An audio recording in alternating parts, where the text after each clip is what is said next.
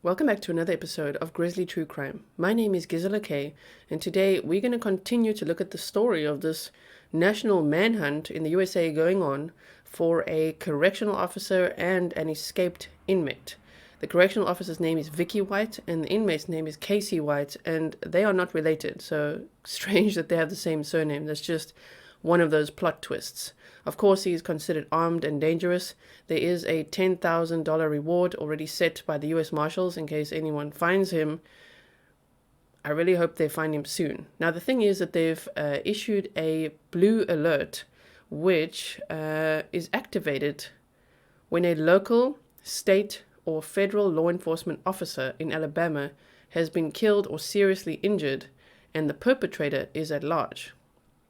So that is a red flag to me, because if they've issued a blue alert, they're not just saying she's in danger.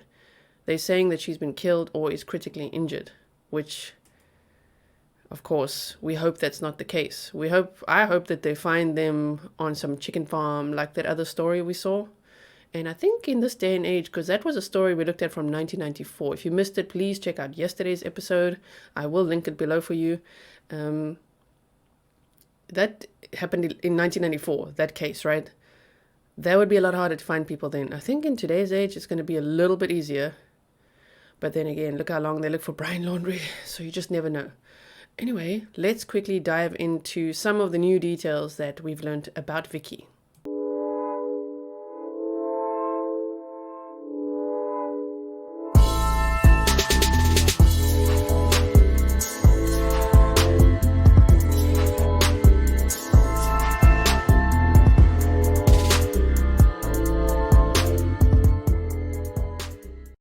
Thank you so much for joining me here today. If you are brand new here, this is your first video that you're watching, then welcome to the Grizzly community. I hope that you'll consider staying, which would be subscribing, clicking the bell so that you don't miss an upload or the next live stream or premiere or things like that.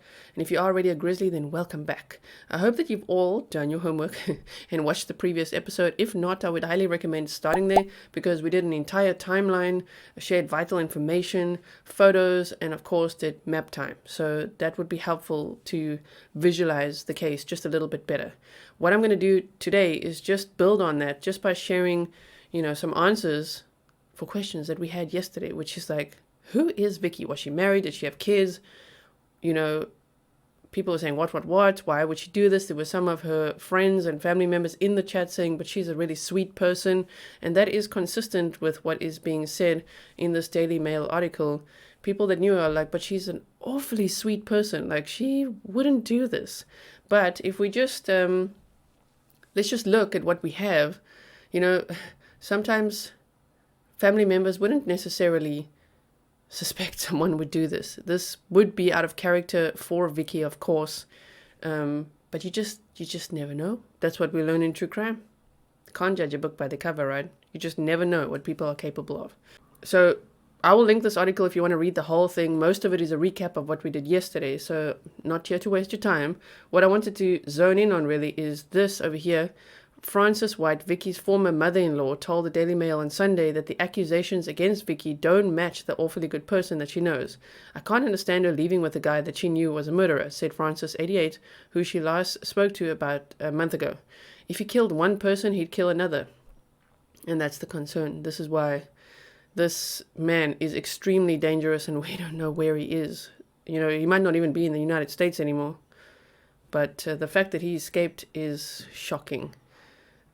They say the jail's guard divorced White's son 16 years ago after being married for just 4 years. But the mother-in-law said the two remained friendly until his death in January. So I don't know if that had, speculatively a psychological impact on Vicky, that losing this guy who she was married to for 4 years and remained friendly with for 16 years, maybe it was kind of like, like a best friend type vibe. And he died in January. So here's the blue alert that we were looking at, which is scary when one thinks of what the definition of a blue alert is. I really hope that that Vicky hasn't been killed, or I hope she's not seriously injured. I hope they find them.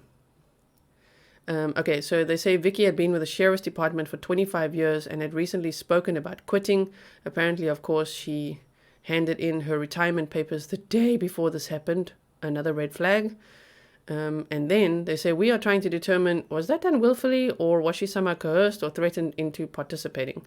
Singleton said, pointing to the various excuses that she used to justify breaking protocol by taking Casey out of jail without other officers present.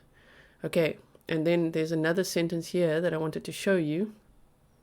Frances White, Vicky's former mother-in-law, also has a hard time believing that she would have cooperated with Casey, who confessed to killing a 58-year-old woman. That's scary.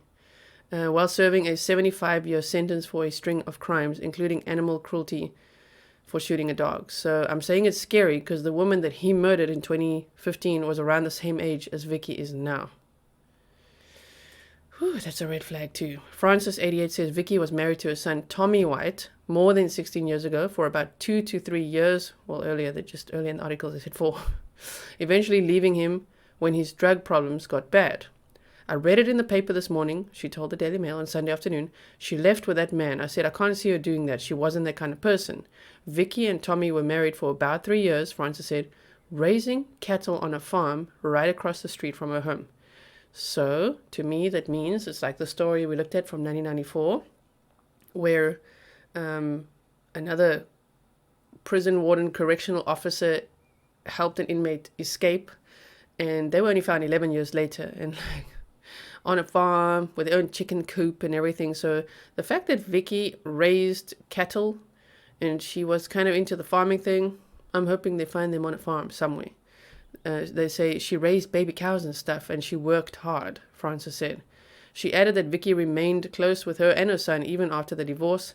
Tommy died in January after struggles with Parkinson's disease. Before my son got to where he couldn't drive, Vicky she would come out to the car and help him in. We still was really good friends. She was a really sweet person, Francis said.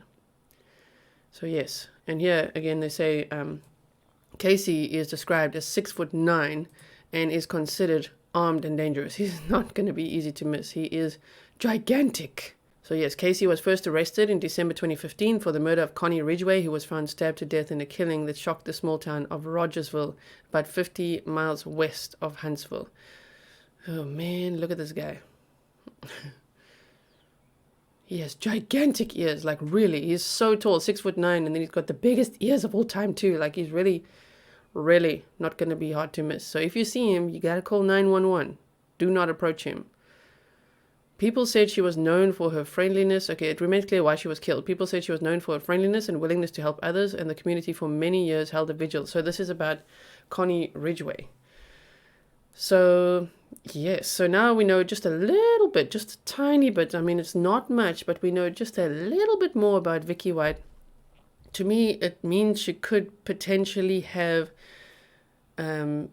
suffered loss. She could be in a grieving process. Her mind might not be working as always. You know, she might be acting out of character out of this. And she's got farming skills. So, like, I really just hope they find them on a farm, you know, trying to live their best life. Maybe she found, you know, a bad boy to live on a farm with. But I hope they find him. I hope they can recapture Casey White, put him where he belongs, and yes, so he can go to trial, and then Connie Ridgeway can get justice. And lastly, in October 2020, Casey White, age 37, appeared in court for an arraignment hearing and requested to stay at Lauderdale County Jail instead of going back to prison. So he requested to stay there. His request was denied after authorities said they believed he was plotting to escape the Lauderdale County Jail. Yes, well, he was, clearly. They had found a makeshift knife stashed in the showers and suspected White was intending on using it to force someone to let him out. We got information yesterday that he had made a shank and he intended to escape today and take a hostage, said Connolly, Lauderdale County District Attorney, during the hearing.